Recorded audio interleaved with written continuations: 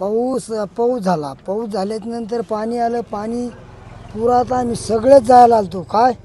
पण मी हे पोराला शिया देऊन सनी हे करून सनी धावून काढले बाहेर. बाहेर काढले. आता जे चित्र गेले तेवढे गेले. बैल गेले. गाड्या जायला आल्या पण आमचं थोर नशीब आम्ही वाचलो हे चांगलं आहे साहेब. बाकीचं काय. बरं, काय आज मदत दिली का उद्धव ठाकरेंनी? हा दिली. आता उद्धव ठाकरेंनी आमच्यावर दया केली. सरकारकडून काय मदत? सरकारकडून मदत भेटली. आम्ही आजोबांच्यापासूनच मेंढपाळी म्हणजे धनगर समाज. मग ते आता आमच्या वडिलांना तेच केलं, आम्ही तेच करतो. पाऊस सुरू झाला एकदम. इतक्या दिवस तर पाणी नव्हतं म्हणून आम्ही तिकडे गेलतो. वड्यापासून लांब होतं पण ते शनिवारी 13 तारीख होती. तर अचानक पाणी गंगाला सोडलं. मग हे अतिवृष्टी झाल्यामुळे हे पाणी ते गंगात गेलं नाही. मग साऱ्या पाण्यात आमची नुकसान झाली.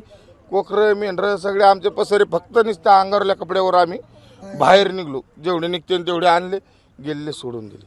किती मेंढ्या गेल्या होत्या? 38 माझ्या गेल्या, सहकार्याच्या 18 गेल्या. एकूण किती होत्या आणि किती 54. पैशाचं नुकसान झालं? कमीत कमी माझं 3-4 लाखाचं माझं झालं, 2-3 लाखाचं त्यांचं झालं.